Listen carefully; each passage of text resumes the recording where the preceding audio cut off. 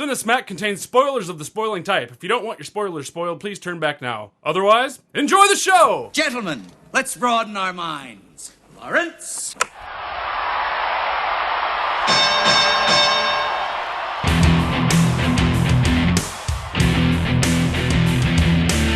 Ladies and gentlemen!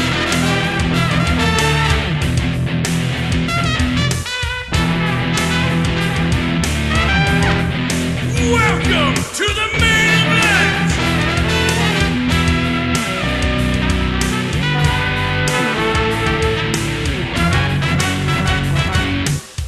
And the winner is...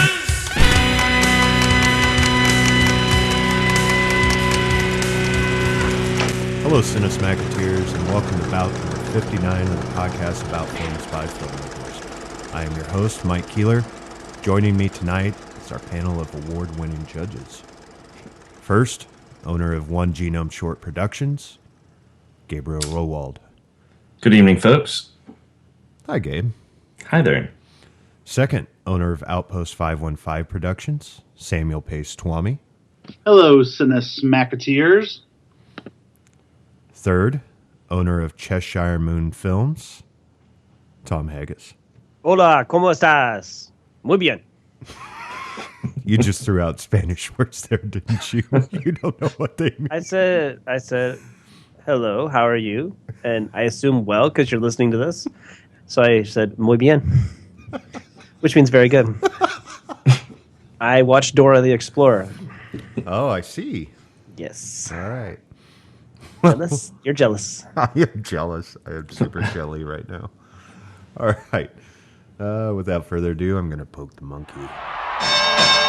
Ladies and gentlemen, jewel thieves and guitar players, welcome to the main event.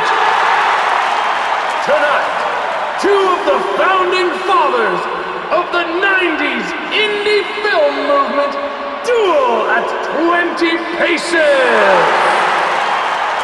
In the first quarter, from 1992, directed by Robert Rodriguez, starring Carlos Gallardo, Consuelo Gomez, and Jamie De Hoyos, El Mariachi.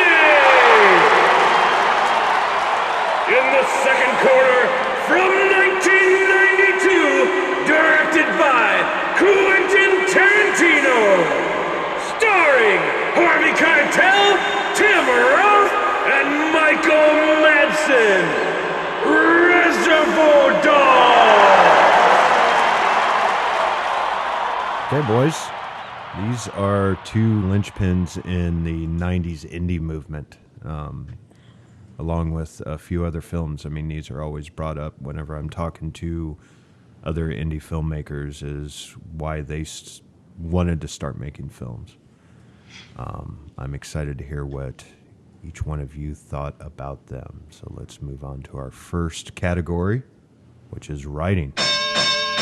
Well, I think you're absolutely right when you talk about how these films are held in regards to independent filmmaking, especially in the 90s. I admit that I had not ever watched all of El Mariachi until this podcast. You know, I've heard of it, read his book regarding the making of it, kind of knew how important it was in the scheme of Robert Rodriguez's career.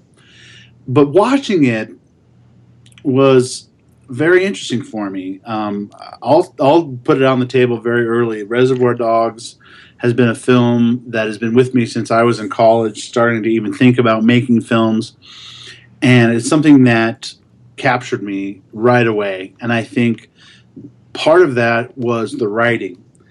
Not to belittle the writing in El Mariachi at all, but I think this category, and maybe some of the others, it's a total mismatch.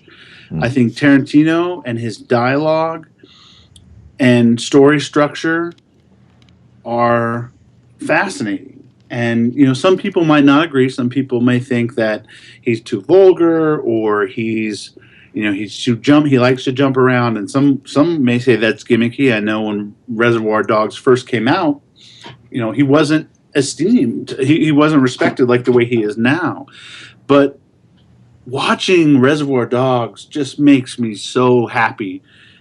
Hearing certain portions and just listening to the words come out of the actors. A lot of times you watch a film, you don't necessarily pay attention to all of the dialogue. It kind of moves pretty fast. But with this film, something about it just soaks in. And when you get in those conversations in that room, you feel like you are part of it. It's not just exposition or, characters talking about what's going on. It's really engaging. And for me, I enjoyed El Mariachi's story, and I think it's interesting that you have kind of one story, El Mariachi, is about mistaken identity, and then the other story, Reservoir Dogs, is about concealing your identity to be mistaken. So there's some interesting, correlations between the two. But all of the dialogue in Reservoir Dogs, from the very beginning conversation when they're talking about, the Madonna stuff, and you've got, all these other, Toby. I don't want to quote the whole movie because that's what I would do for this entire podcast. For me, it was definitely Reservoir Dogs. All right. Yeah, I think Sam's right that it is a bit of a mismatch in this category, especially when it comes to dialogue. And I think, this is an early indication of what was ahead for us from Quentin Tarantino. I'm not sure it's necessarily entirely his strongest piece from a writing standpoint, but it's definitely a good start. But I guess one of my criticisms of Quentin Tarantino and some of his writing, and I don't know if this comes out in the writing or if it comes out in the editing or what stage it comes out in, is that the stuff is really fun and interesting, but he's so in love with it sometimes that I think he lingers a little too long. And there are times in several of his movies that I kind of wish it's like, okay, I'm kind of enjoying this, but it's kind of stretching out a little bit longer than I want it to. And that whole sequence at the beginning with because that's kind of an introduction to the characters in the movie and that kind of thing. And I felt like I don't remember this sequence being so long before. The whole Madonna thing and the whole I don't like to tip thing. They're great. It's great. It's wonderful dialogue. It's great interaction. It's great character building. But sometimes I think he's so in love with this stuff that he can't like shorten it. He can't truncate it to the absolute necessity. And I think sometimes he lingers a little too long. I felt that way in Inglourious Bastards, in the bar scene where they're feeling each other out, trying to figure out, are you really who you say you are? That kind of thing. I'm like, okay, I get this. And it's really building a lot of tension here. But it's maybe going a little bit too long. Right. But that being said, it really is a mismatch, especially from a dialogue standpoint. The writing in Reservoir Dogs is just far superior to El Mariachi. Easy. Yeah, and I think the story is probably a little bit better too. And they do. The undercover cop story is. It's been done to death, but for some reason, when Tarantino does it, it really seems fresh. And I was surprised at how much I really thought it wasn't going to age very well, but it really did age so much better than the other movies that ripped it off since then. Right. And there's been just dozens of them. But I think that in addition to the dialogue, and Tarantino's done a great job using the dialogue in all of his movies since then. But what I think he's kind of lost since Reservoir Dogs is the simplicity of the story that he has in Reservoir Dogs and keeping it pretty concise. And he does just kind of become very long-winded as his career went on. Yeah, the man has a lot to say. In some Reservoir Dogs, that long-windedness at the opening actually helps set, in my opinion anyway, it kind of is a misdirection because you think, oh, okay, this movie's going to kind of be like this. But then right after those opening credits, boom, you're thrown into a whole nother scenario. And because it's really such a non-linear piece, every little bit, vignette, little scene really ratchets it up.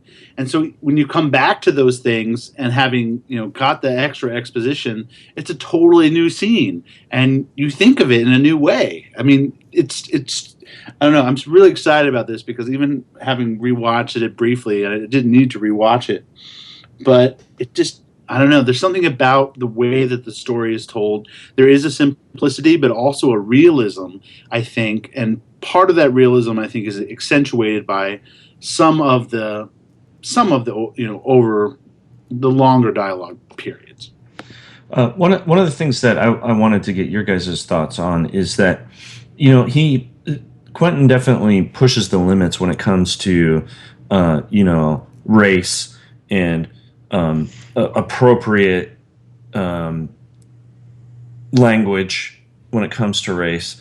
And one of the things I don't recall from watching it early on was the use of the N-word.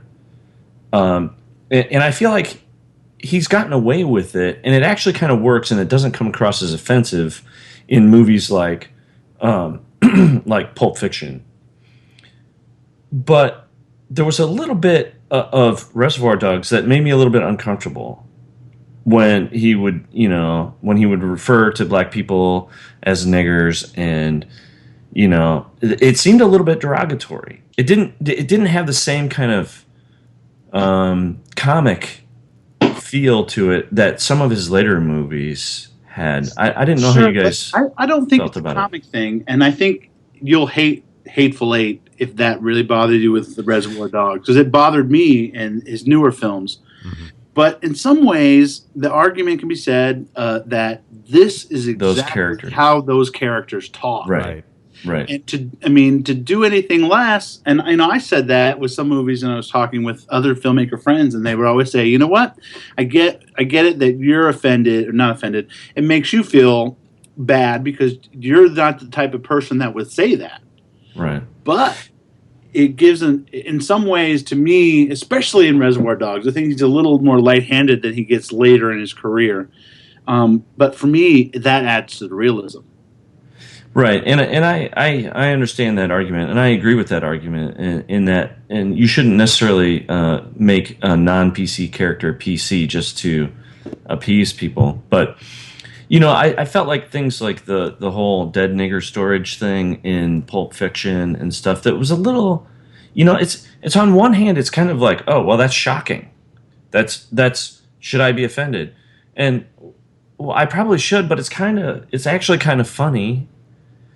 But for some reason, upon rewatching Reservoir Dogs, there were some of those references that you could make that argument that's those characters speaking, but it still made me a little bit uncomfortable because it just, I don't know, it didn't make me uncomfortable in other, other films, but in that instance it did, and I can't explain why. It just didn't seem as, I don't know, it stood out to me a little bit more. I think part of it is that seeing it now in movies like Hateful Eight and Django Unchained is that Tarantino has kind of established himself in that, I don't want to say he's earned the right to use that, but we understand his method of storytelling and his use of language. And to see somebody, a first-time director, using that and throwing it around kind of callously, it's like, you can achieve what you want without having to use this. And it's I don't know. I feel really awful saying that he hasn't earned the right to use that language in that way, but that's kind of how I feel about it. It's just like this. I don't know if I was doing my first feature film, I certainly would include language like that in there because I feel like it would get in the way of the story I'm trying to tell. Last thing I want to do is push everybody in the theater out of my film because for the shock value of it. Right. If that makes sense. Sure.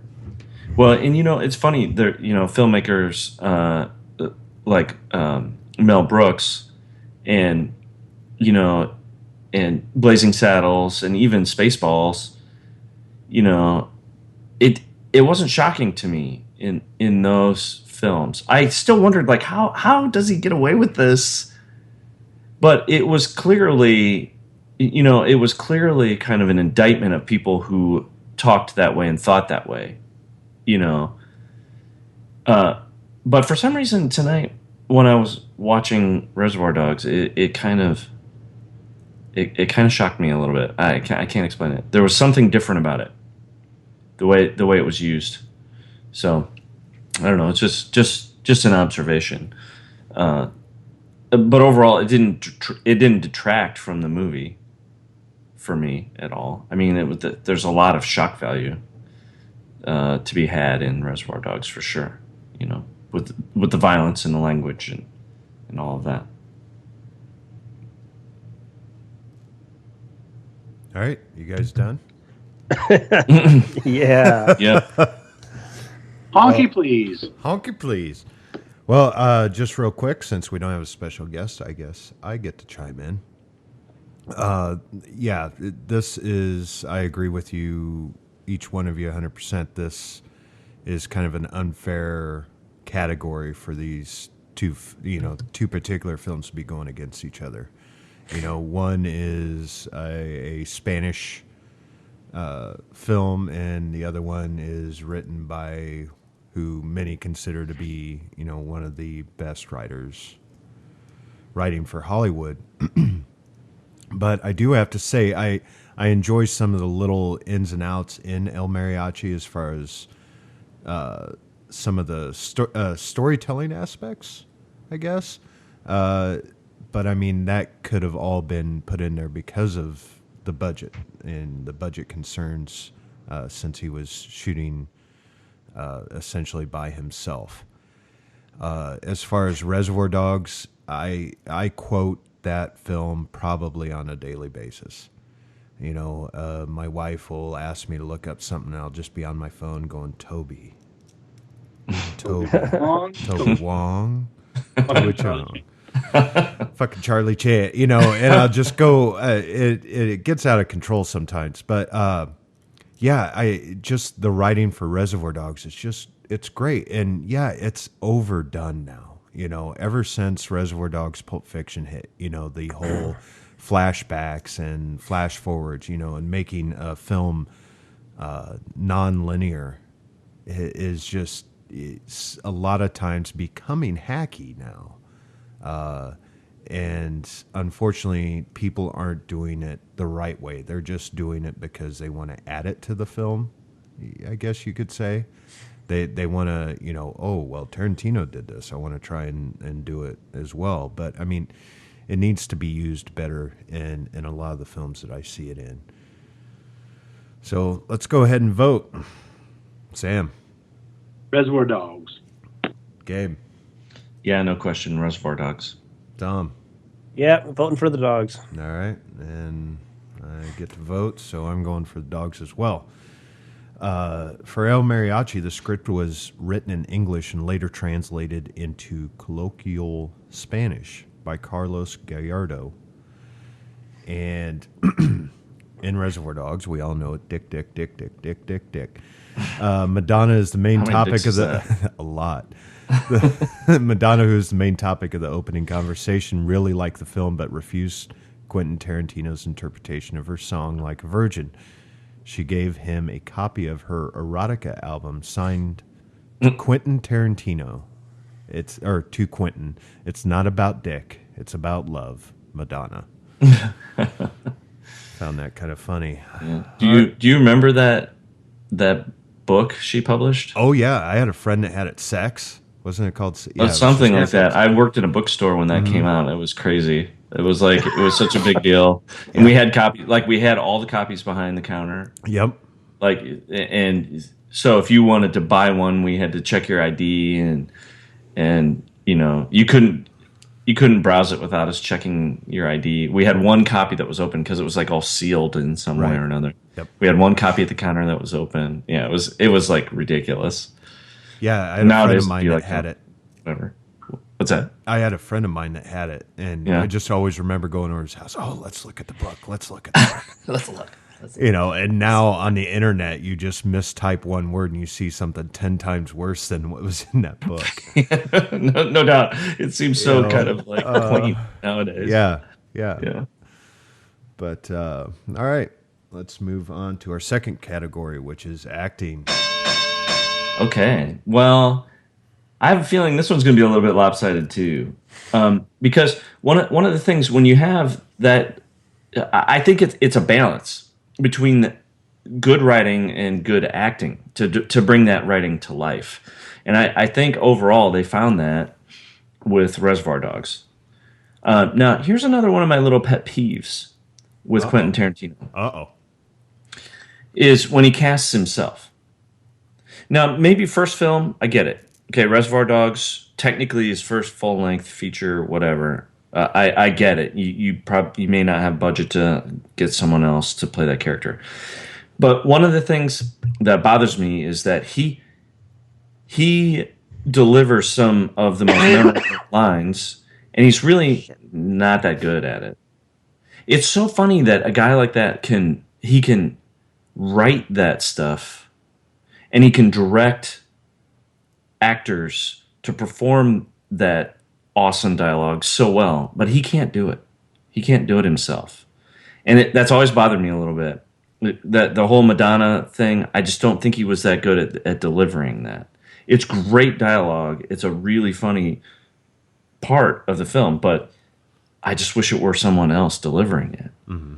Because, then you've got Harvey Keitel delivering that whole part on Tommy Chong, or whatever it was. And it's like, he's so much better at it. And then Steve Buscemi on the I don't tip thing, he's so much better at it. Mm-hmm. That stuff, and I think that's really important to have the right actor delivering those lines. And overall, Reservoir Dogs nails it. I can't think of a bad performance in the whole thing other than Quentin himself. Unfortunately, he limits it himself a little bit. You're absolutely right. Well, in Eddie Bunker, you don't see much of him. So in some ways, to me, that character has always kind of been a little bit of a throwaway. But sure, true. That is true. But you're right. You're totally right about Tarantino. I mean, he's brilliant in so many ways. But that's the only thing that and thank God he doesn't have that much to say after the beginning. You don't see very much. But you're right. Everyone else, the level of their intensity is so high. When you think about Tim Roth dying, you think about Harvey Keitel when he's holding Tim Roth in his arms as he's dying, and everything else. I mean, that is like, as an actor, I'm sure that is one of the films that you would probably want to study about different levels of intensity. It's just brilliant. But Tarantino is kind of like, oh God. And now every time I see Tarantino film, I'm like, oh God, is there? Sometimes directors can use him if, he wasn't that bad in From Dusk Till Dawn. I thought in Pulp Fiction, his character in Pulp Fiction was actually a lot more suited for his characteristics than this film was. Yeah. Right, but I still got that same feeling in Pulp Fiction, that his delivery of some of those awesome lines is just not up to snuff. It doesn't destroy it for me. It doesn't take me out of it necessarily, but I keep thinking, well, now, especially now that I know who he is. Like the first time I saw Reservoir Dogs, I may not have thought about it that much. But now that I know who he is, it's like, okay, well, I mean, does he have to be the person delivering these lines? Because this is some great stuff. Can we actually get somebody in here to do it? And then he was also was he in Desperado? He was in Desperado. He actually gives some of the funniest lines when he's telling the whole joke about the guy that whole joke about peeing all over the bar, all over the bartender. Yeah, but and again, it's like that's actually kind of great dialogue. I really like that part of it, but I think he falls flat in his delivery a little bit. So that's just one of my little pet peeves from an acting standpoint. Well, as far as acting standpoint from Quentin Tarantino, I just got to interject. I mean, you guys probably had never seen Destiny Turns on the Radio.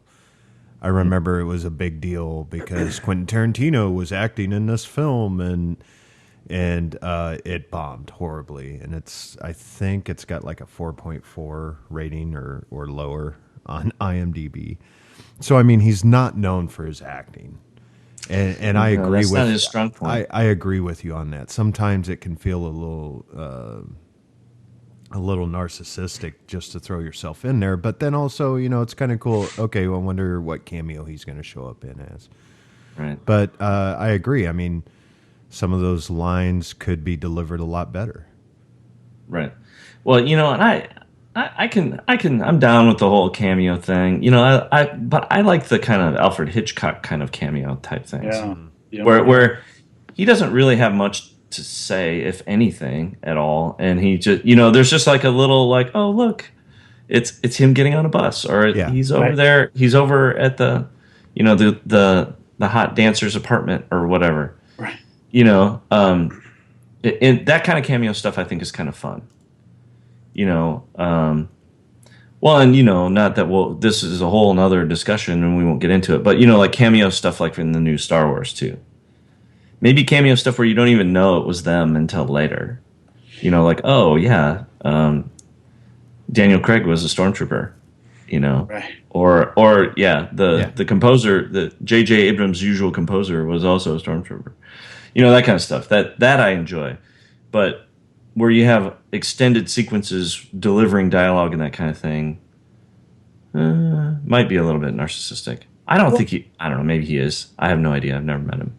Well, I don't think he's narcissistic. But while we're talking about acting, I think it's important that we do point out, as much as sounds like we're all in love with Reservoir Dogs, and we haven't heard from Tom yet, but, Yep. and then we'll probably say this a couple times, for what kind of budget and resources Rodriguez had for El Mariachi, their performances were very solid.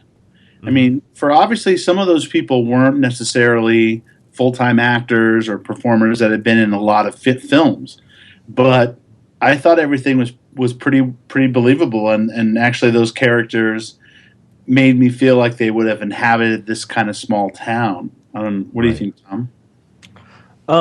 Yeah, I mean, that's the one thing that I kind of took away from it, was that he didn't have the resources that Tarantino had for Reservoir Dogs, but I thought, I mean, I don't know if I want to include that, because I mean there was both their first movies, and the other thing too is that Columbia spent a lot of money cleaning up El Mariachi and laying in some new stuff, and so I don't know what we're seeing is really what.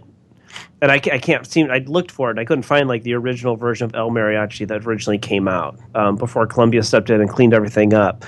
The one thing that struck me out the most about El Mariachi was it's edited very well. Yes. The action scenes, especially. There's Robert Rodriguez has always been a much better editor than Quentin Tarantino, or worked with better editors, I should say. So, well, he usually cuts his own. He cuts his Right. own. I imagine he did. Well, the fact that he lenses and cuts his own, I think that's the Rodriguez strong point. Whereas, Tarantino is more of a village approach. He has a different editor and cinematographer. Whereas, it's a lot more personal, I feel, with Rodriguez. Because, especially in this one where he wrote, directed, and edited. But you're right, on a $7,000 budget, which, I think that is a factor that we can definitely talk about, because it does come down to how the film is received overall. Because if you don't have the money to get the performances, what you do end up with, and I'm not making any excuses for anything, but I think it's amazing what he was able to get. When you have your lead actor listed as your production manager and your big supervisor and all this other stuff, it's just like, from people like us who know, like, Jesus, this is seriously a shoestring budget. But it goes to show you, it's not necessarily the amount of money you have, but the passion. And I think we'll probably talk more about that in the directing category. So. Well, and Carlos also went through the whole medical studies with him as well to raise some money for him. Yeah. Well, and I thought his performance was pretty good, actually. I liked him a lot. I thought he was a likable character, and I was kind of rooting for him.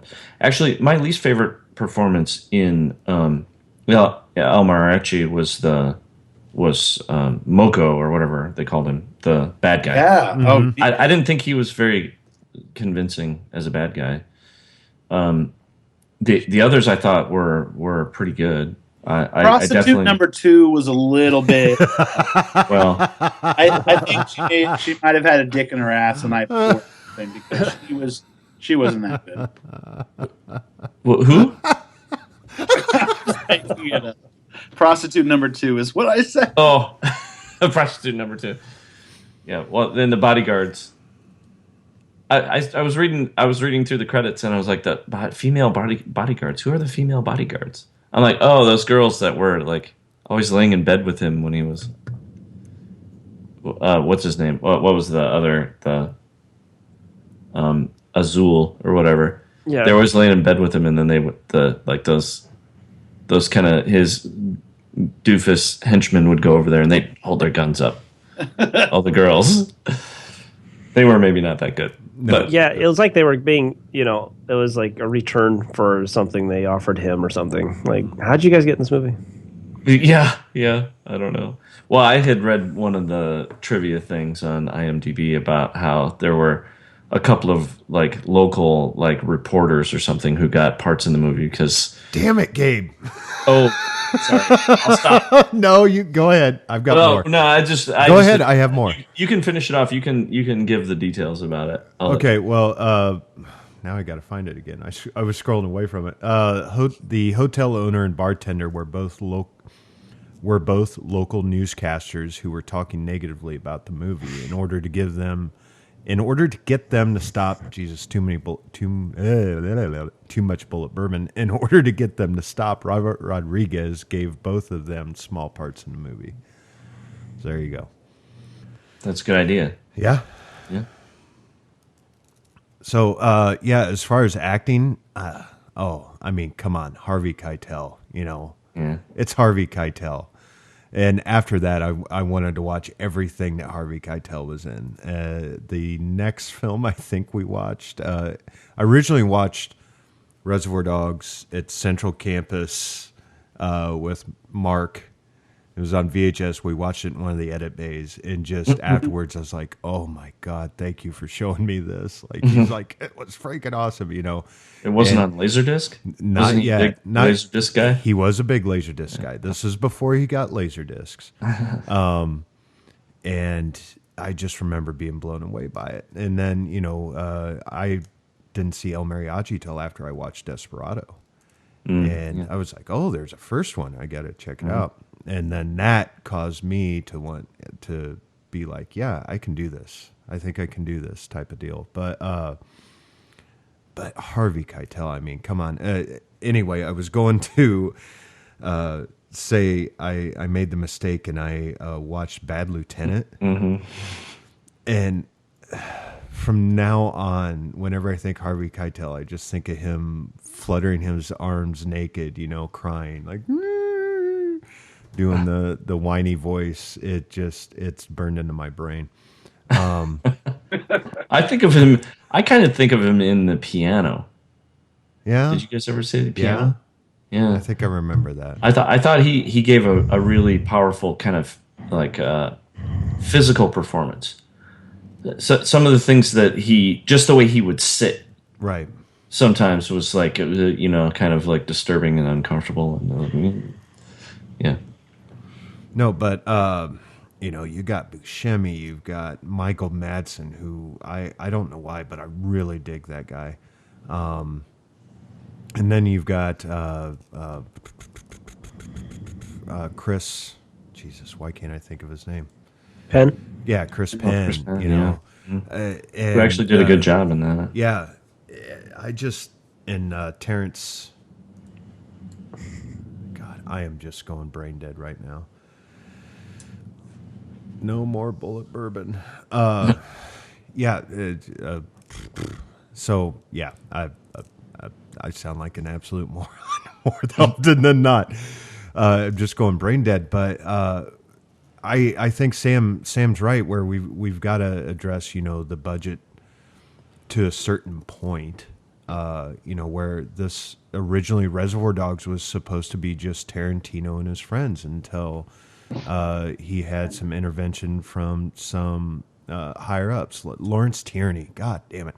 Yeah, he stepped in to be a producer. And then Harvey Keitel somehow got a hold of the script and wanted to be a part of it and helped raise even more money for it so then they could get more actors. So it was just kind of a lucky break as far as this film is concerned for Tarantino to be able to pull in some of those heavy hitters. And,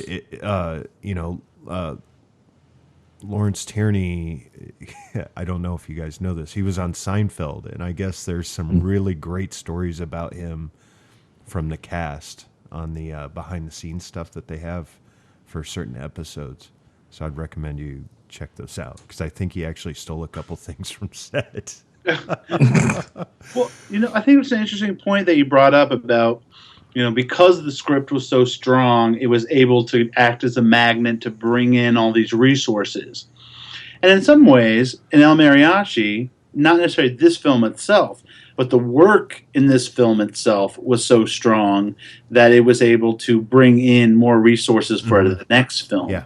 So in some ways, we always talk about it for filmmakers. It's not necessarily the budget, but the material that you start with. Right. That you could have, Leonardo DiCaprio and have it, directed by James Cameron or Steven Spielberg. But if you don't have the core elements of script or a plan to shoot it, it's not going to be shit. That's right. Not going to be shit. All right, boys, you ready to vote? Now that I've had my small stroke. Gabe. Well, I think we have to go with Reservoir Dogs again. All right. Tom?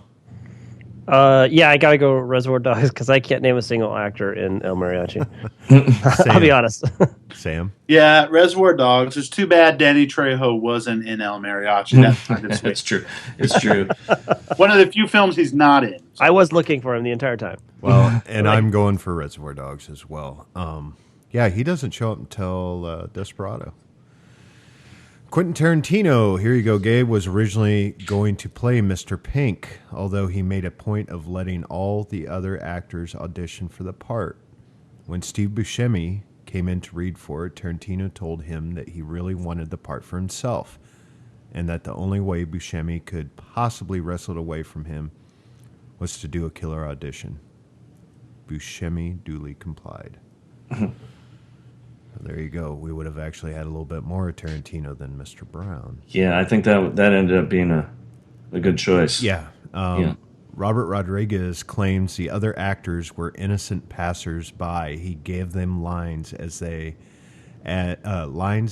and when they were needed for most of El Mariachi. And I've got to read this. Most of the guns used in the film were water pistols. However, a few real borrowed from the town's police. From the town's police force. And a shot near the end of the film, just after the mariachi is pulled out of the yellow Ford van by Moko's henchmen, there is a shot of Moko walking down the street towards the camera. Behind him, laying asleep on a bench, is the cop who is meant to be on set supervising the use of the weapons for that day. I just read across that. I had to share it. That's really funny. All right, let's move on to directing. Hey, that's me, right? Yeah, I think so. Awesome. So I apologize. I'm suffering from a really bad cold, so I keep turning my microphone off and muting it because nobody wants to hear my nasally, stuffy voice. So, well, that's all right. I had a small stroke on air, so go ahead. Oh, okay, good. So it's all good. We're just kind of a mess here today. Yep. So we'd kind of talked about Robert Rodriguez working within his limited budget and the confines of the people he had, and the money he had, the resources he had, and the great story he was able to tell with it.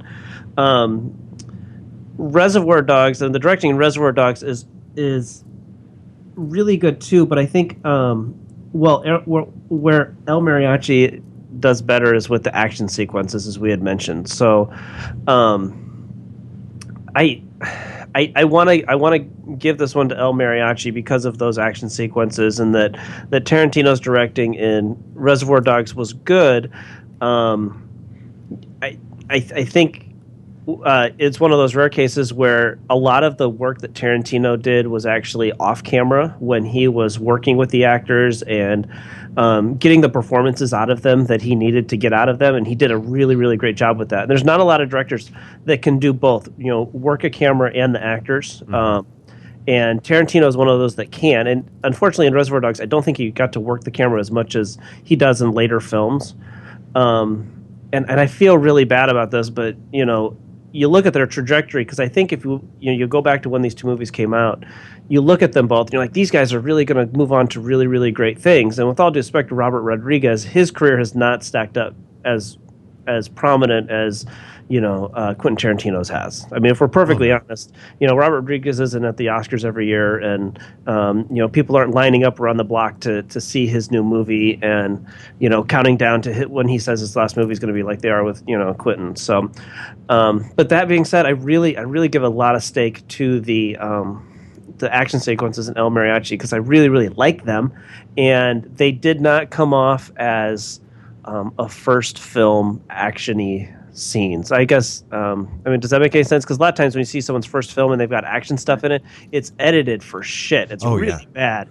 And some of that is stuff that they didn't get done on set, and some of that's the stuff that they just couldn't put it together, in the edit bay. And Robert Rodriguez, amazing work that he was able to do both. So kind of leading that way. Yeah, well, he's a cutter at heart. And it's kind of edited in a... He didn't have the luxury of having a lot of footage to cut with. I mean, he would maybe get one take that he could use, and that's why he always did coverage, is so he could cut to that next take in case someone screwed up or something screwed up on set. He always had kind of a safety. And I think that just let him hone his skills. I mean, he's cutting the film in his head as he's shooting it. And that's all because of the budget. He had to worry about how much film he was running through that camera for every shot, because it was costing him money. And so I absolutely agree with you. I should have put it out on Front Street, but I mean, Rodriguez to me has always been part of the higher echelon. He's the reason why I wanted to do what I'm doing now. I loved how he cut. I loved how he shot a lot of the stuff. And I mean, sure, he's not going to the Oscars every year, but he's doing what he wanted to do. And I don't think necessarily it was to do Oscars. It was to make films that he wants to make, kind of thing. Right. And I'm not saying Tarantino's not doing that, but he's just wanting to make these fun films. And originally, El Mariachi was just supposed to go straight to video. It was a test. He was doing it to prove to himself that he could do it. Right. Well, and the fact that it's I believe that he shot it non-sync. Yes. And that would shoot it silently and then go back on a cheap, not even a DAT recorder, but like a cheap audio recorder. A cassette recorder, yeah. Oh, yeah. And then sync it up. It's like you don't even notice that when we're watching it. And maybe part of it, English audiences, because it is subtitled. But regardless, that's amazing. Mm-hmm. To have that kind of value for $7,000. And again, I'm saying I'm not making excuses for the budget. I'm saying that's why this film is so awesome. And I love Reservoir Dogs, and I just can't give directing to it, because the sheer passion that this director has not only made this film, but made his career. And then, much like you said, Mike, it's not necessarily about critical acclaim with him. I feel, and I know you know a lot more about him than I do, but I've always felt that he was coming to filmmaking on his terms. When he decided he was going to buck the Hollywood systems and shoot and edit everything himself in Texas, and I'm not sure if I'm 100% correct on that, but that's what I believe. You are correct, yeah. That's huge. Yeah. And people said, you will never, if you're not in LA and New York, your career will be dead. And then look what he went on to do. Some people, Spy Kids movies, that might not be for everybody. But in some ways, that's what's endearing about him, is that he can make an ultra gory, violent type film that's great for adults, but he could take that same sensibility and change it to a different type of film consumer and engage them just as much. And even though we may not understand why Spy Kids was so big, the people that were growing up at that time were actually getting some really cool cinema. Whereas, maybe many years before that, people said that children's cinema was dead. Yeah. And or was not, worth a commercial talent. I mean, think of all the shit they gave Spielberg when he was going to do E.T. They said it would be ridiculous. So, I mean, talk about the hardest working man in the directing category tonight. It's inspiring, and the fact that it inspired you, Mike, to go on to do what you're doing, and the way that he shares his process is, I think, what independent cinema is all about. It shows you that if you have a passion and that you're dedicated to the work, that anything is possible if you put your mind to it. And I think that is something. Now, this is, not every new filmmaker is going to have the same success, but it shows that it is possible. And, I would say to any young filmmakers out there that are thinking about, doing their own type of film, watch this movie and get empowered by it. It can show you that you can do it. And maybe your first one won't be as good as El Mariachi was, but the more you do, the better you get. And I think this director is very much is a very positive and encouraging story. And I think it's simply amazing that this film did what it did. Oh, I absolutely agree with you. I mean, the Spy Kids movies, most of the visual effects were all done with off-the-shelf software. When someone told him that he needed to hire a Steadicam operator, he's like, why? Well, because you need to be certified to operate it. So he went and got certified to operate it. You're talking about a guy that is like, no, he's trying to buck the Hollywood system, and he's wanting to make films on his terms. He cuts them. He does the score for him. He does some of the effects for him. And it's not a lot of times that you can meet a filmmaker that's able to kill their babies. That's what you call about, getting rid of shots that you spend a lot of time getting, but it doesn't add to the film. And I think Robert is an editor first when it comes to a lot of that stuff. But I'll stop dangling from his nutsack.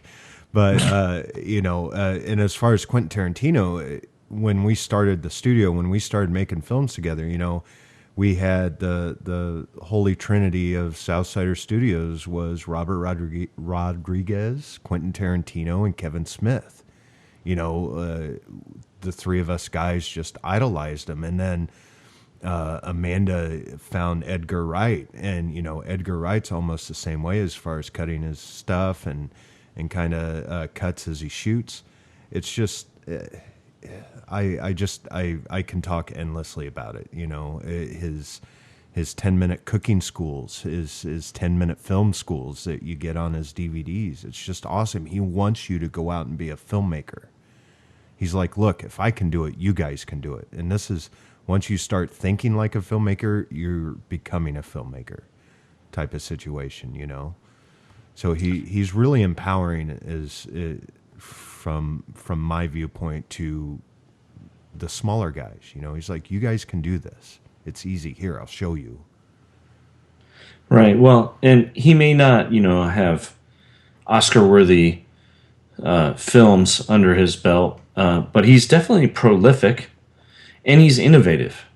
And I think I read a thing where he said that basically he didn't worry too much about how any individual film did from a critical standpoint or from a box office standpoint, and he was always on to the next one.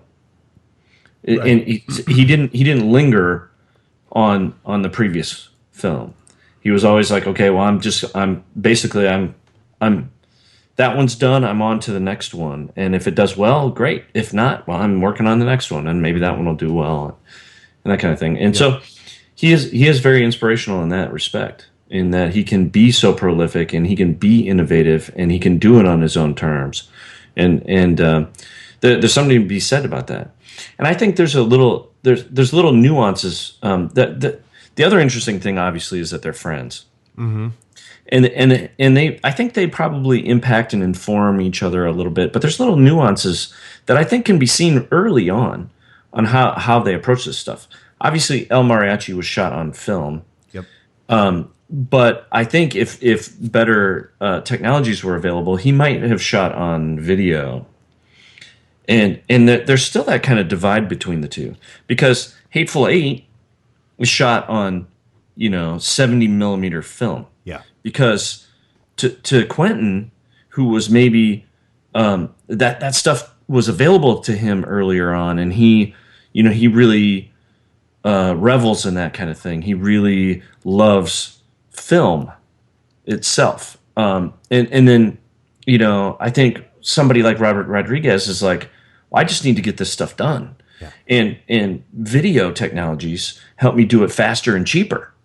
So, and as those technologies improve, maybe in part because of what he's done in his career, it gets easier and cheaper, and it looks better over time. And so it's really interesting because he had to shoot on film for El Mariachi, but I think he would have chosen something else if he could have. And I think that divide between them from a kind of a technology and creative standpoint is there early on, right away, right off the bat. And you can see it in the end results.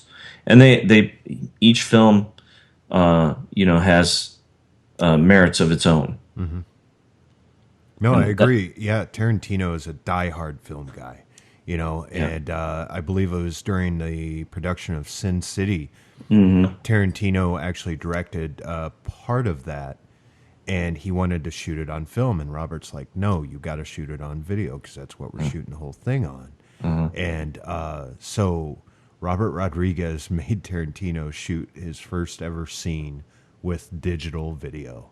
And Tarantino actually said, I can't remember what it was, but he said, well, it's actually not that bad. He goes, I think it's still a few years behind, type of deal. Right. But he actually enjoyed the experience, and he and Nolan, Christopher Nolan, they're like the two big directors that are the diehard film guys. And I love that about them. Even though I am a digital filmmaker, I love the idea of working with film, and that whole process. Yeah, well, and I think they may be a dying breed. I mean, I had done a little bit of research recently to figure out what David Fincher was shooting on, because he's one of my favorite directors, as we've discussed before. But he's been shooting digitally for the last few films, and they shoot on with Red, and I think it was the Red Dragon. I think it was the 5K. I think it was a 5K camera. Yep. That they shot Gone Girl with, and I wanted to know, because I'm like, one of the arguments is that these films, like if you shoot it on digitally now, that it's not as cinematic and it doesn't have the same qualities as film and that kind of thing. And I don't know. I think that line is becoming increasingly blurred. Well, especially since projection is all digital now. True. When it was on a film print, I think there was a much, not a much.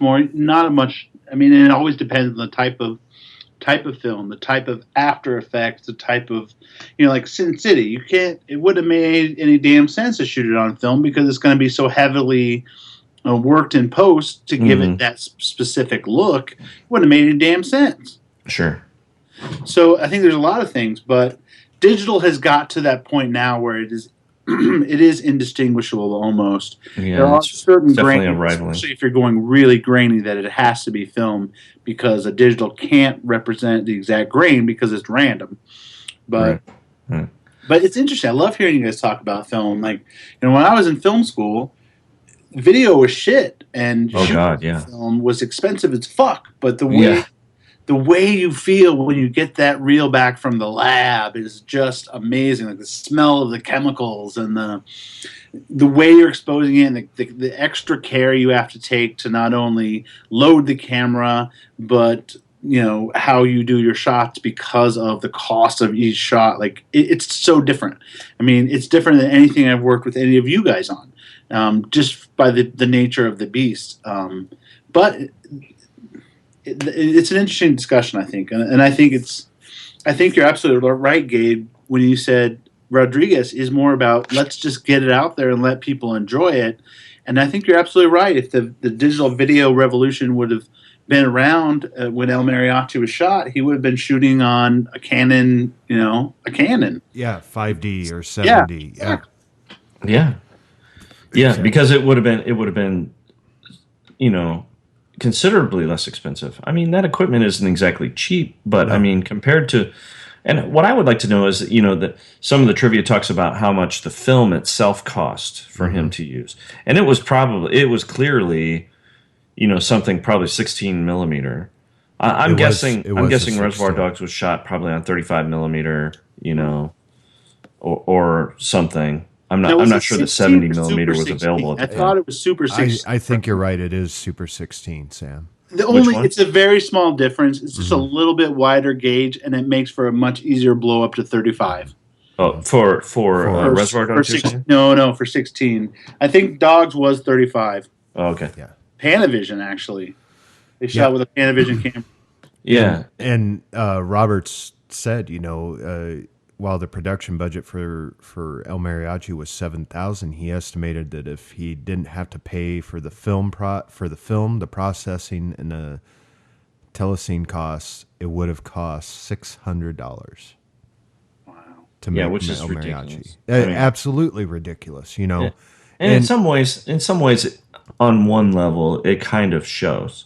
Right. But absolutely. But that's not necessarily. I don't mean that necessarily as a criticism. No, because it's still incredible what he would have done with $600. Well, and it's incredible what he did with $7,000. I think it makes it even more incredible that it looks the way it does for $7,000, knowing how much it would have cost just to shoot that much film. I know. That's. I don't know. To me, it's inspiring, and I know we've said it a few times, but I hope that, and I'm sure a lot of new filmmakers, I hope they're going back and rediscovering that, because it does show you. I mean, as a director, he willed that piece into existence, and that's pretty damn cool.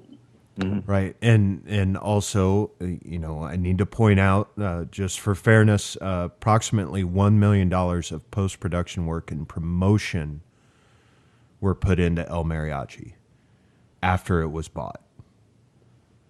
So, right, which is still a bargain. Right. So most of what you guys probably watched, I believe I didn't watch it, but I know I have a copy somewhere of kind of an unmolested version of it, kind of the original.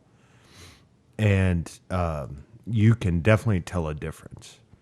But I also need to point out, Tarantino was also working on a small budget, not nearly as small as Rodriguez. But I mean, you're talking about some of the actors wearing their own clothes, driving their own cars.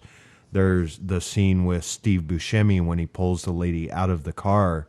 The carjacking scene had to be done when there was a green light because they couldn't afford to have cops on set to stop traffic.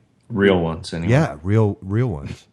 So it's just amazing to me, what both of these filmmakers had done, and it's just, as Sam said, it's inspiring.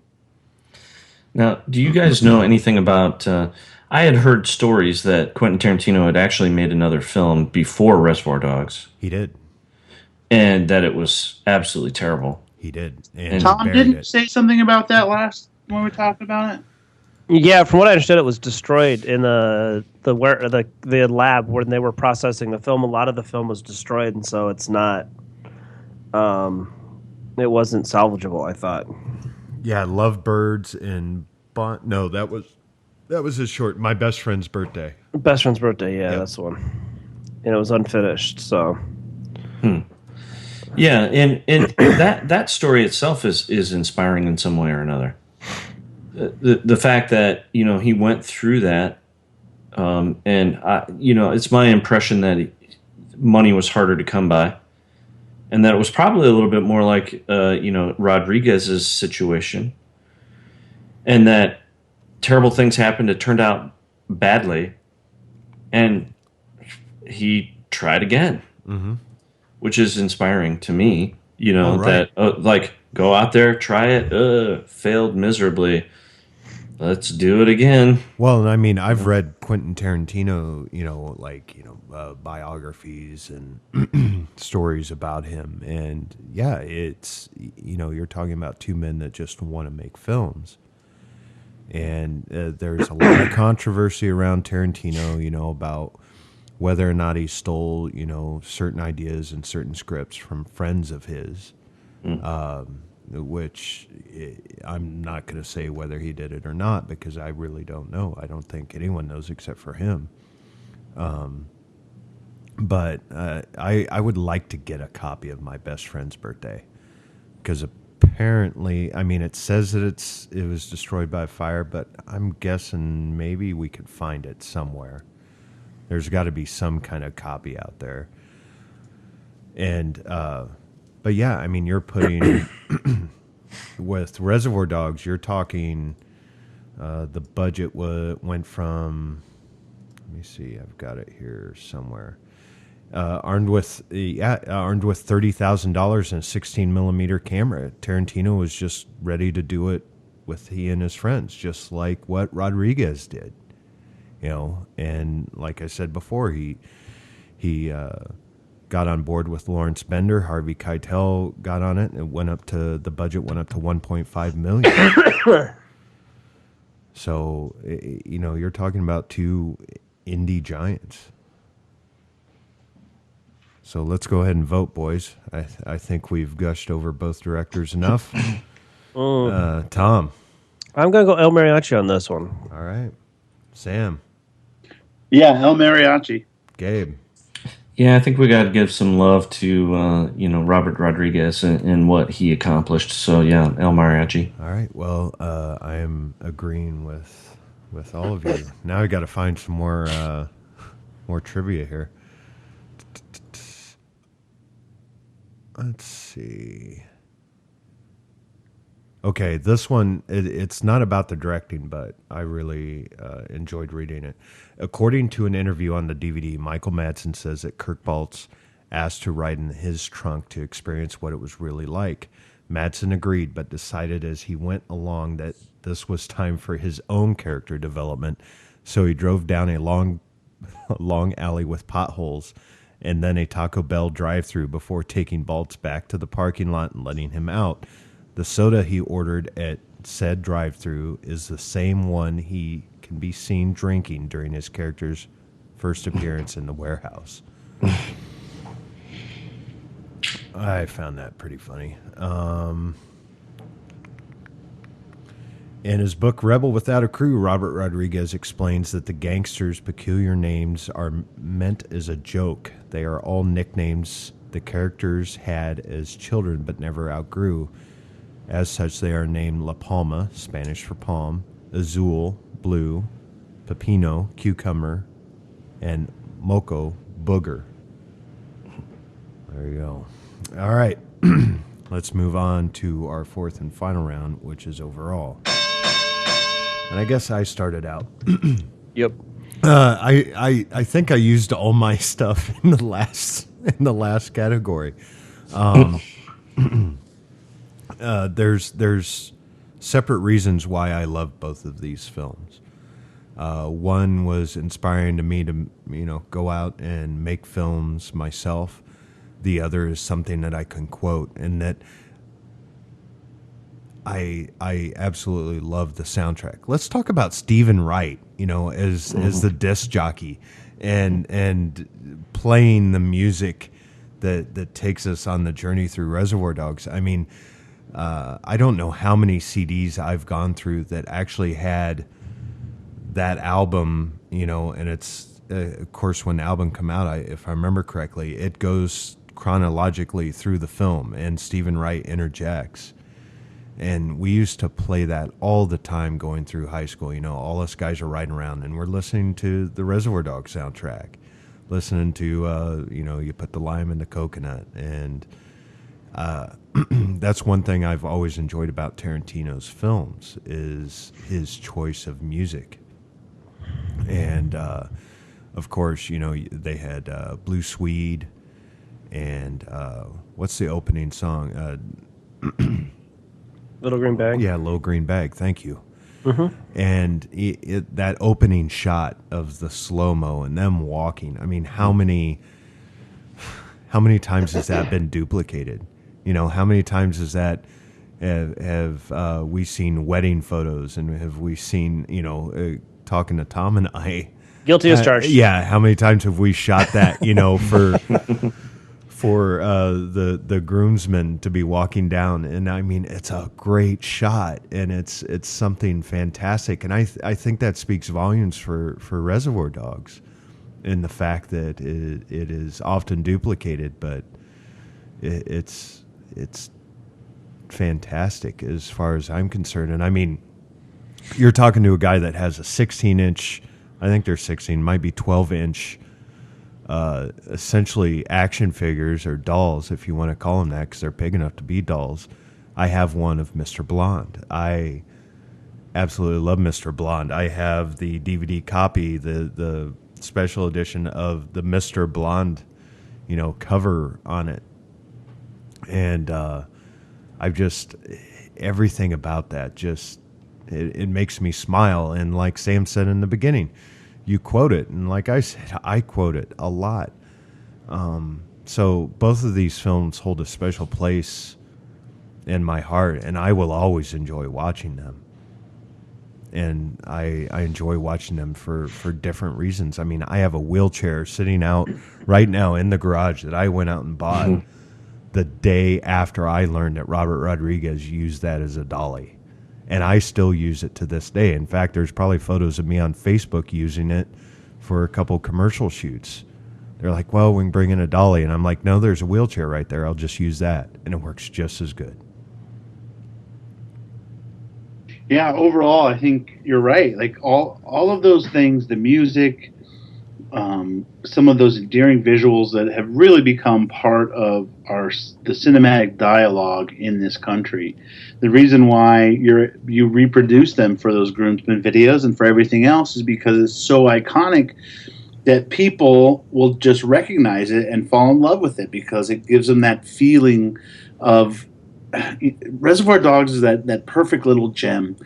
In some ways, I've always enjoyed Reservoir Dogs more than Pulp Fiction. As much as I love Pulp Fiction and all the accolades and things he got from it, the grittiness of Reservoir Dogs, and then just the shining through of the dialogue and performances, and all the accentuating material, like Stephen Wright and the music and what have you, it gets me. I like it better than Pulp Fiction. To me, it's one of those films that said to me, I need to be involved with film somehow, and I can never forget that. And then the fact that it does hold up so well because of all of those elements. I enjoyed watching El Mariachi, and the lore of El Mariachi, I think I knew a lot more of before the actual film itself. But there's something about Reservoir Dogs and all of those wonderful components that just make me smile. Yeah, it's interesting after having rewatched El Mariachi. I remember large sections of Reservoir Dogs. It's not a movie that I watch regularly, but I've seen it a few times, and I remember large sections of it. I mean, but when I was watching El Mariachi, I was like, oh, I don't remember this. I didn't remember that whole thing at the beginning where he's working from inside the jail. I didn't remember that. I'm like, I've seen this movie probably more than once, and I didn't. It didn't. The one difference between the two for me is, how they hold up over time. In Reservoir Dogs, you could release that into the theaters today and it would still be successful. Whereas El Mariachi might kind of be looked at as kind of, subpar nowadays. And I am kind of interested. I don't know if you guys have any thoughts on like how, what was it about El Mariachi at the time that caught on to make it so popular? In spite of its low production value and it being rough around the edges. What do you think about what was it about that film? For El Mariachi? Yeah, I absolutely believe it was the fact that they were taken around to festivals and it was shown, and people enjoyed it. They kind of gravitated towards it, and then once they found out how much it cost, and that there were not necessarily more than maybe 2 crew members, on set. Essentially, it was kind of one guy running it while the other one was acting. So I think that kind of pulled people towards it, and by people, I mean the people that wanted to buy it, the purchasers. And so do you think some of the lore of how it was made kind of preceded the film a little bit? I think it's absolutely possible, and it helped sell it in so many ways. Yeah, absolutely. I think it did. That same lore just scored at 4 points in the last category. Mm-hmm. So, I mean, yeah, it is true. It is true. And I mean, you're talking to a guy that's read that book 2-3 times, maybe. The Robert Rodriguez Rebel Without a Crew book, and it's just an infatuating story, and I think that's what helped sells it. But at that time, I didn't know about that film. I saw Desperado first, as I mentioned earlier, and that made me want to watch El Mariachi. But after watching El Mariachi, that it got the hook in me. It said, "Hey, you can do this." This guy did it with $7,000. Right. Well, and think about the festival circuit. Think about your own experience at, say, the 48-hour film project when you're up there talking to an audience. Imagine seeing Robert Rodriguez, after seeing that film, talk about his passion for film and how he did that, and then how could you not fall in love with that? Like, as a studio head, you're like, Jesus Christ, this guy's going to make us a lot of money. Yeah. As a film lover, you can't just. And I'm sure I would love to have been in that audience to see it, but I bet you that his love of film and what he was doing in that project just beamed out of him the whole time, and it's really refreshing that some people are in this business for self-expression, not just an art house type film. I'm sure some people called it at the time, but are basically in it for the love of the media, not necessarily for a career or how much money they're going to make, but just a pure love of cinema. Just to do it, yeah. And I mean, I can recall we did a film called Mr. and Mr. Smith, and it got accepted to a festival in Cedar Rapids. And afterwards, they do a judges Q&A, or not Q&A, but you can actually sit there and talk to the judges, and they will give you the feedback on what they thought of the film. And they were giving us very creative feedback, and they were not being mean in any way. And they asked us how long it took to shoot the film, and we told them that it took us 72 hours. And all of the sudden, all their opinions changed. And I remember Amanda going, no, please tell us what you think. It doesn't matter how long it took. We just want to know. We want to get better. And I just flashed, to how it must have felt with El Mariachi, where we were just wanting to know how we could better our films and better ourselves as filmmakers. And then once they learned we made it in 72 hours, they were just astonished, and all of a sudden everything was wiped away. And it's like, no, we want to know what was wrong with it so we can better ourselves. Not that it's a good 72-hour film, but we want to make good films, type of deal. So yeah, that has come back to me. When we were seniors in high school, and the buzz was starting around Pulp Fiction, we our theater class went to a theater festival where we spent the day at workshops and then watching plays at night, put on by other high school students. And another high school adapted Reservoir Dogs and put it up on stage in front of a whole auditorium of high school students. Wow! And they trimmed out some of the bad language, but they kept in all the music. They kept in Stephen Wright's voice over the PA. Wow. That's awesome. It Yeah, that'd be fun. was it was unbelievable. And of course, we all walked out of there going, "Oh my god, I can't wait to see Pulp Fiction if it's anything as cool as this." And they left all the monologues in there, and I got to tell you, it made a really kick-ass live stage show, and it was directed and acted in all by high school students. And being 18 and seeing, and hadn't seen the movie yet, so seeing this movie seeing it first like this was really something pretty awesome. That these kids were able to pull this out. Nothing that they'd be able to do nowadays. I mean, Right. God, you would not be. Could we do something like that? I would love to see that. Yeah, that's awesome. That would be an amazing a stage adaptation. Like that is really cool. Yeah, that's a good idea. That would be awesome. That would be really cool. That is a great idea. Well, and I think it's happened across, certain theater companies have done that. But I mean, if you look at Tarantino, a lot of his stuff, when you think about it, would be easily adapted to a stage play, especially The Hateful Eight, which Sam and I both have seen. And I was thinking that about Reservoir Dogs in particular too. And we keep talking about how low the budget was for El Mariachi, and we've mentioned that in relative terms, Reservoir Dogs was also a low budget film. Yes, it was. And there's some aspects of Reservoir Dogs that point to that. I was surprised at how many of the scenes were done in single locations, and sometimes with the camera just locked down. A lot of the scenes when they go to that warehouse at the end, there's not a lot of camera movement. There's not a lot of change of camera angles, that kind of thing. There are these long sequences where it's just a couple of actors interacting with each other in this room with the camera kind of locked down.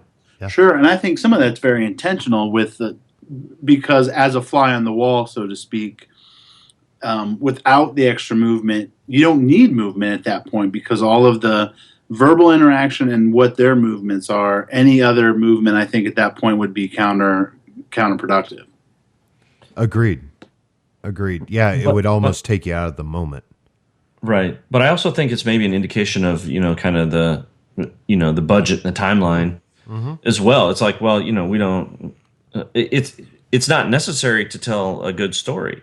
Well, and which is kind of the point, it's like, you don't have to have fancy, flashy, moving cameras. I mean, that whole sequence at the beginning where they're in the diner, that's very clearly stylized with all moving camera a lot. But that's not indicative of the whole film by any means. There's large parts of it just happen.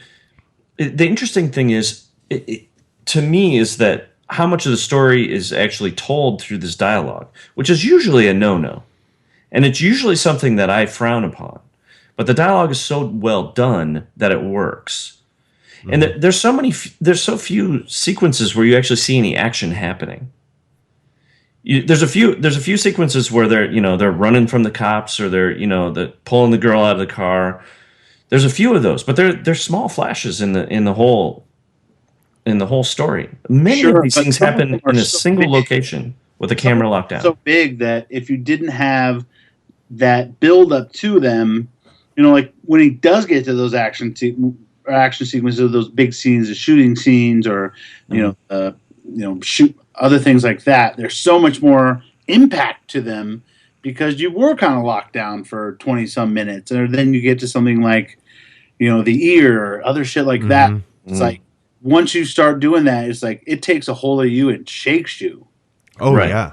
Yeah. Well, and he's all of his films have been known for that. It's long moments of dialogue punctuated by extreme violence. Yeah.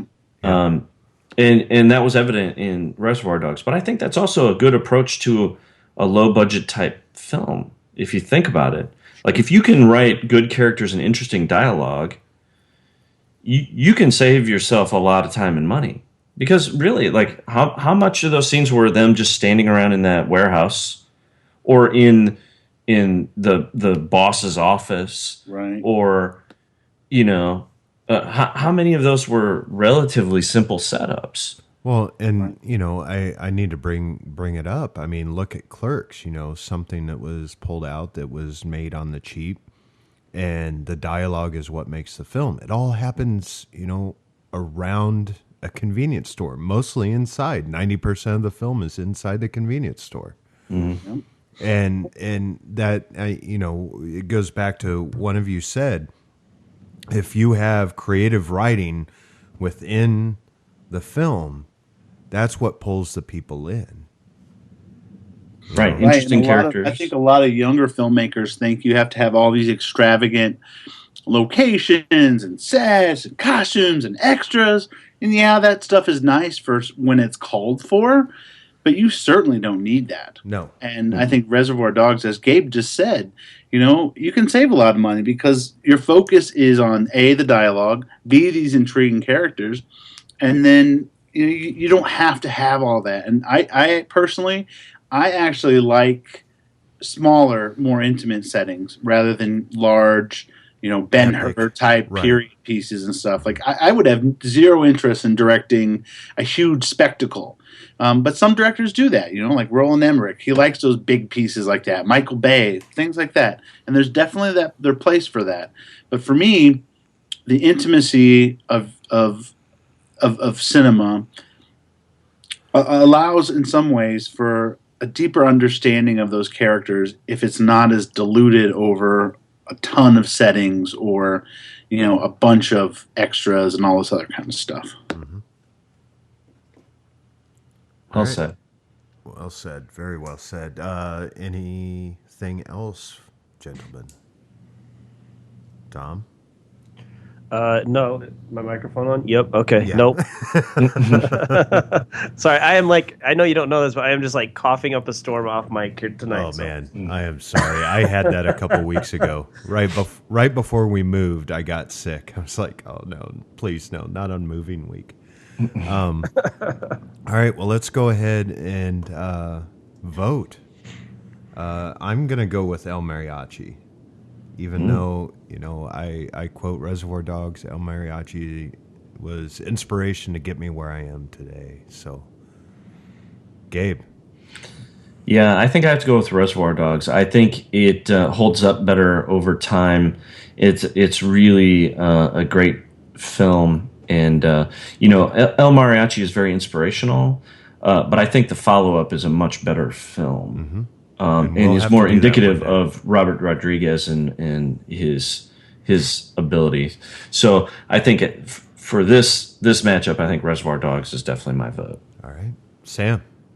I have to go with Reservoir Dogs, and I can't believe we didn't even get a chance, I think, to scratch some of the most memorable stuff of Reservoir Dogs. Oh, say a couple. Yeah. The cutting off of the ear. Oh, yeah. The whole ear sequence. Now, you had already talked about Michael Madsen. I think this is actually one of my favorite performances from him. Not as big of a fan later in his career, but I love this film. And just, oh my God, just Lawrence Tierney himself. It's a smaller role compared to everybody else, but it's perfect. Like the casting, I know we've already said this, but the casting is just perfect. I love these characters. I love watching them, and I think I'll continue to love them every time I watch. Well, and it's funny you bring up the ear point is Michael Madsen does not like violence at all. And he found it very difficult to perform that scene, especially when, let me see, I've got it here. And I just forgot his name again. The funny part about that scene is the cop. Mark Nash! Yeah, Mark Nash. Well, he actually says, please, I have kids. And Madsen had just become a father. Wow. And afterwards, he pretty much broke down from it. And you can actually hear in certain cuts of the film, you can actually hear someone off camera say, oh, no.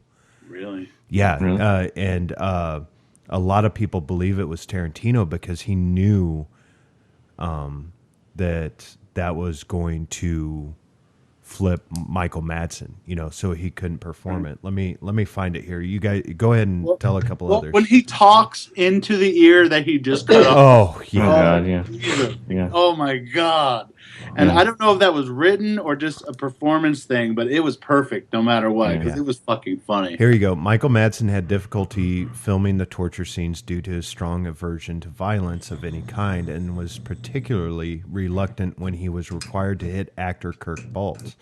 When Baltz ad-libbed a line that his character has a child at home, Madsen, who had just become a new father himself, was so disturbed by the idea of leaving a child fatherless that he almost couldn't finish the scene. This take made it into the movie, and in some versions of the film, you can clearly hear someone, possibly Tarantino himself, utter, "Oh no, no," off screen. So there you go. Well, the interesting thing about that is that, Tarantino's movies, including Reservoir Dogs, have so much graphic violence. And I don't think it's very, it's very intentional. It's not gratuitous necessarily, but it's definitely graphic. And I think the funny part is that they move the camera away during that sequence where he cuts off the guy's ear. Yep. Which I thought was a little interesting for Tarantino. Because then later they kind of come back to it and show the, I don't know, would you call it a nub? No, yeah. Yeah. Well, and I mean, I nubs. think it's great because, it leaves you, once again, the whole Alfred Hitchcock idea where it leaves your mind Right. to think about what's going on. And it makes it even worse than what they could even show you. And Right. once again, that could have been because of budget. They couldn't actually show it happening. Right, right. Well, and it's like you're absolutely right. Like Hitchcock, or much like a Chainsaw, Texas Chainsaw Massacre. Right. The scene with the hook, you never see the hook go in, but everybody and their mom will swear that they did because it's scarier that your mind puts that picture there.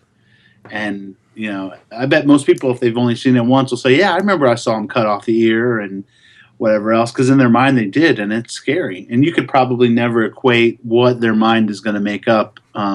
You can never shoot it. Never do it justice. Right. Right. And 'Cause it might look hokey. it also comes along with how Gabe talked about the shot just holding on some of those scenes, almost like a fly on the wall. Sometimes when you don't have the budget is when you can become your most creative. Absolutely. When you have to think over a problem and you find a way to do it, it'll actually make it a little bit better most of the time. Tom, Yes. your vote, sir. My vote is for Reservoir Dogs. All right. And I real quick, too, the one scene that I really love about the film that gets overlooked because it's not like a quick line or exchange, but the entire scene with Mr. Pink and Mr. White, about 15 minutes into the movie, where they're kind of laying out basically the entire plot. I think it's a small film school for anybody writing a script that you need to get a ton of exposition and a ton of plot development out of the way quickly, but in an entertaining way. Because that whole scene sets up the entire movie. I mean, you don't actually have to be there for the bank robbery itself. They explain everything, and they do it in such a great way because, Keitel and Buscemi are such great actors, and that's one scene that I love watching every single time because it's written so efficiently and delivered so well. Mm-hmm. Yeah, and then it's got a fun joke in it too with that girl's ass, right here. And so it doesn't seem like. I think that part is really important because then it doesn't. Like I mentioned before, one of my least favorite things in films is when people like tell you what's happening. I'm more of a show don't tell kind of guy.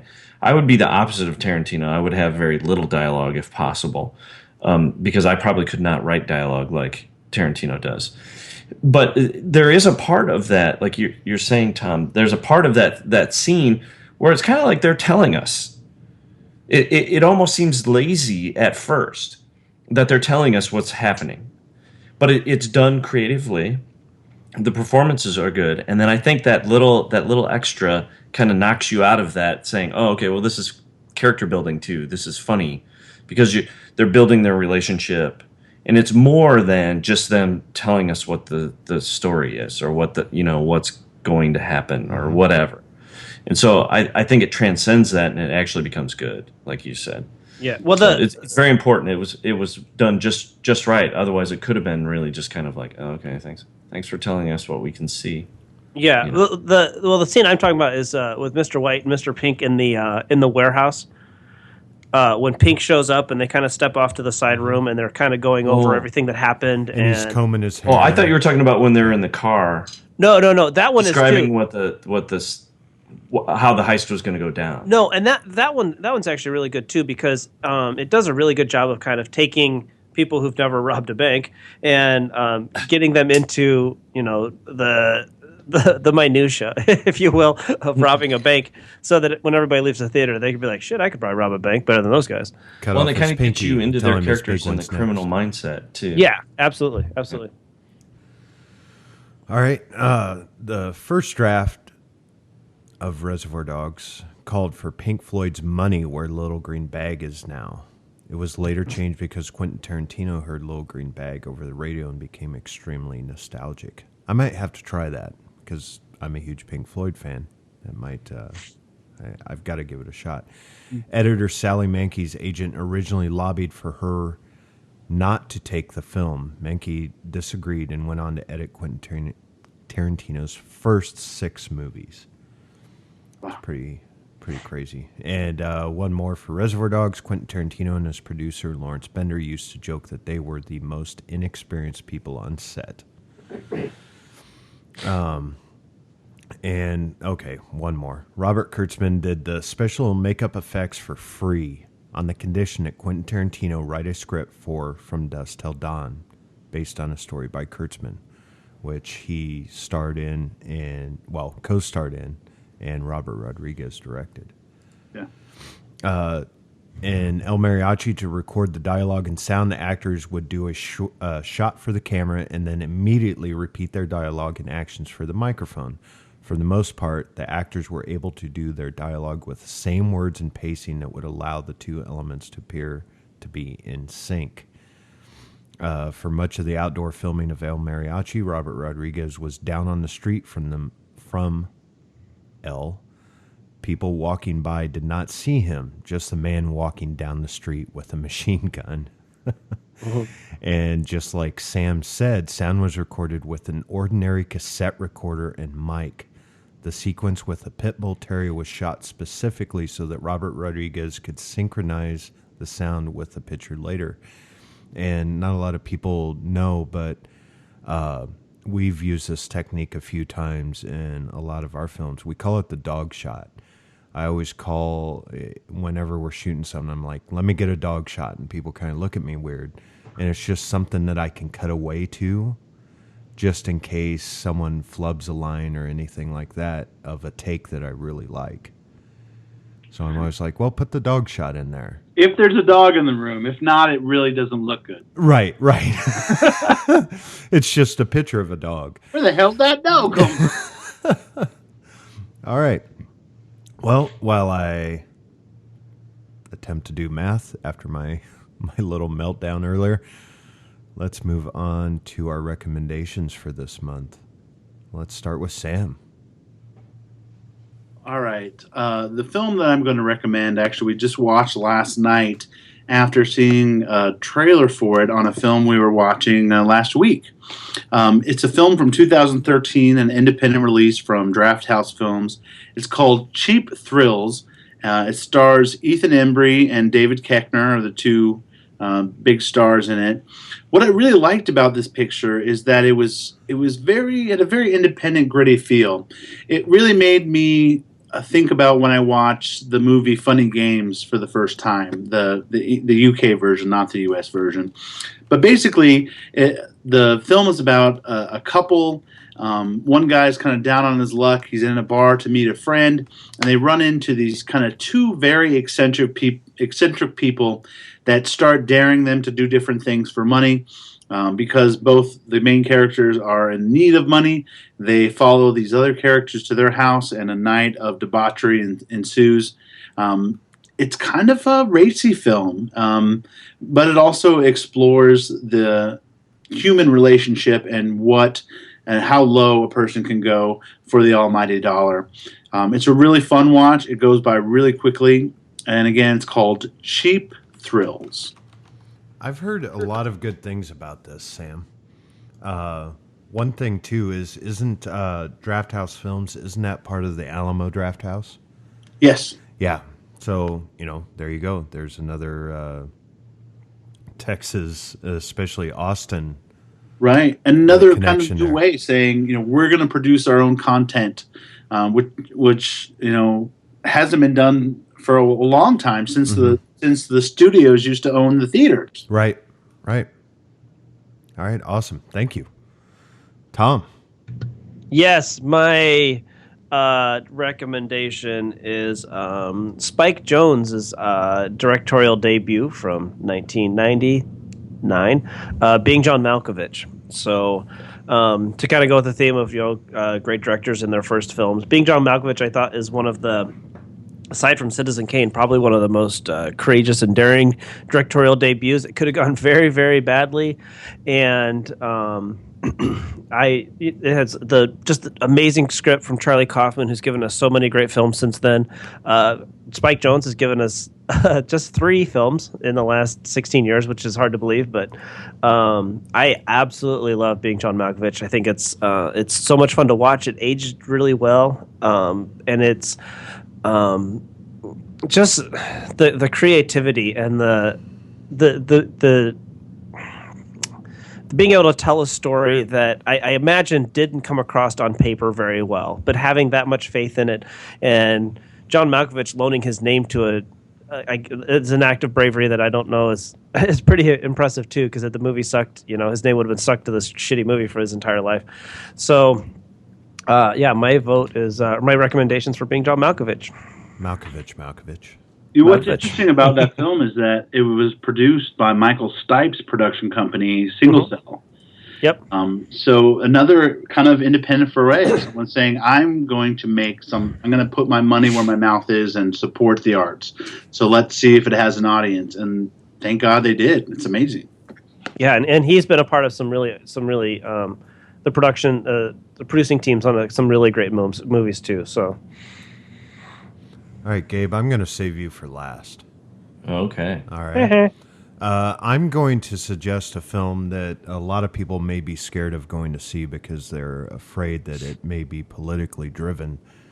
And I can honestly say I've watched it and there are no politics involved. It just tells the story from the point of view from the men that were there.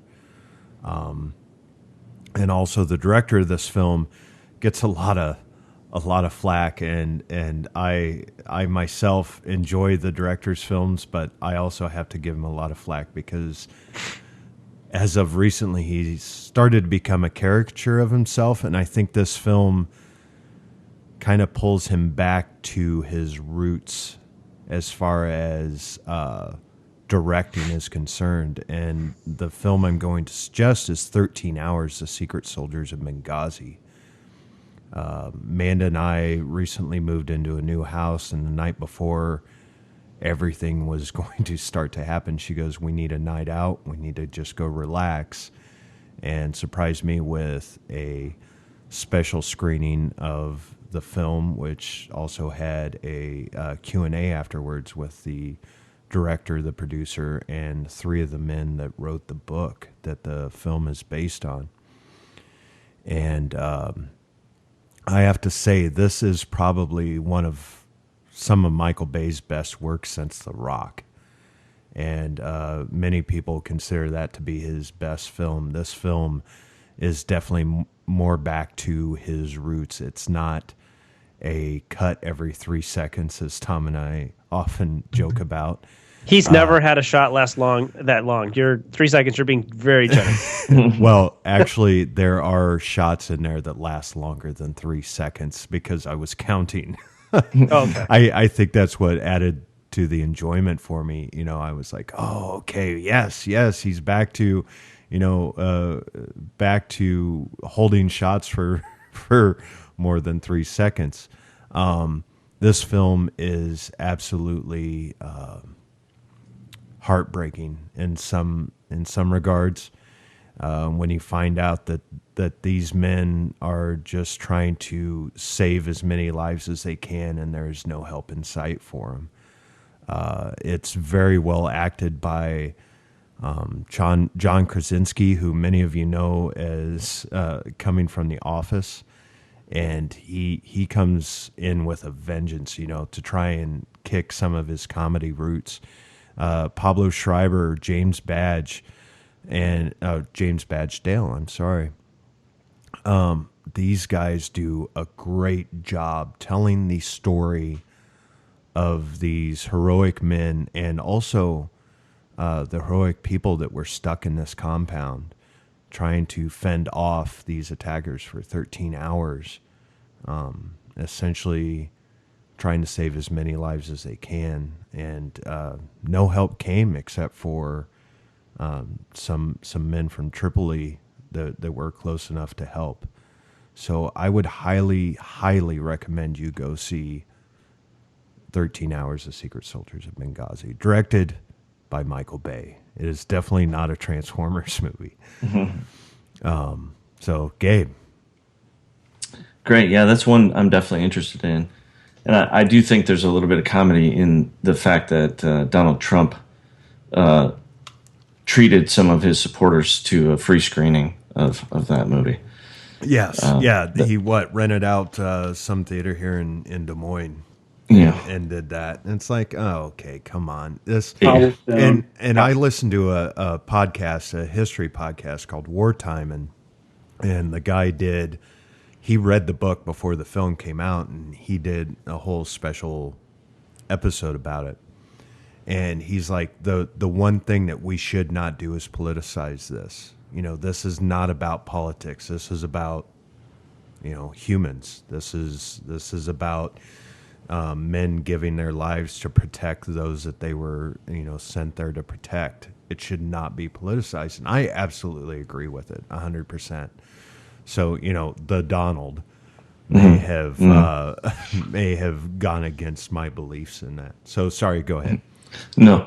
Yeah, I just thought that was kind of funny. And it seemed like, well, to be cliche, it seemed totally Donald. Oh yeah, and I mean totally Trump. And I can honestly say, I mean, there is no finger pointing as far as and we all know, you've got to know that it's that Hillary this is tied to Hillary Clinton, but there is no finger pointing. Mm-hmm. It's all about these men and about how help was not getting there for them. Right. It's not playing the blame game. It is just telling their story. Yeah. Well, and that's definitely what I'm interested in seeing. And I don't say that very much about Michael Bay films. No, I feel the same. Everything I've seen about it, I'm not a huge fan of Michael Bay stuff, but this looks like an important story. Like, we should know about what went on there, and not in a political way, but just because Americans died there. Exactly. And it's the first ambassador to die in 40-some years. Yeah, that's important.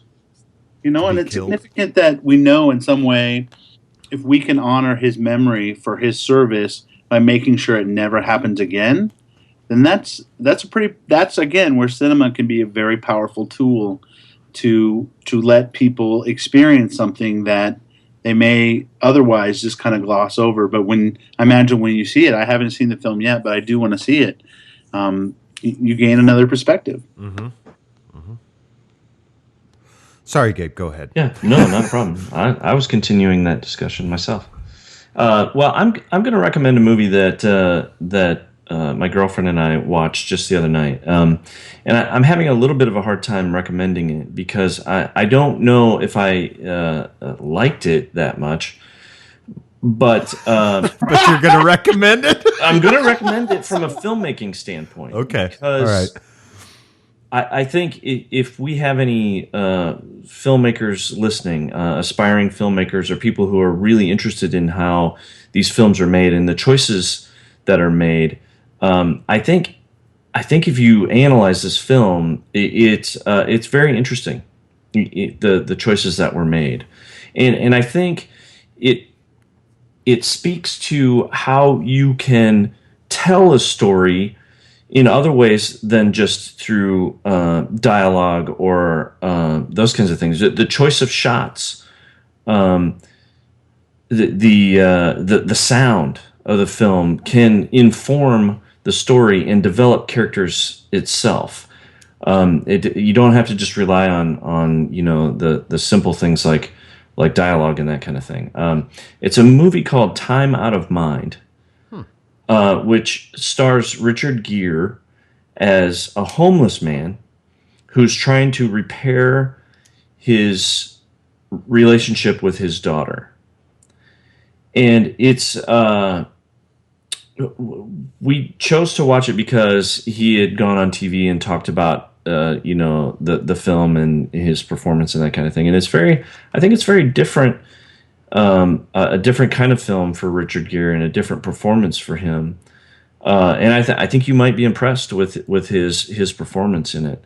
But it's very understated at the same time. And that comes not only from the acting performance, but also from the filmmaking standpoint. And I was trying to think if there's any music at all in the movie other than what you hear kind of in the context of the film itself, or what in film school we would call diegetic sound happening in the world of the film itself.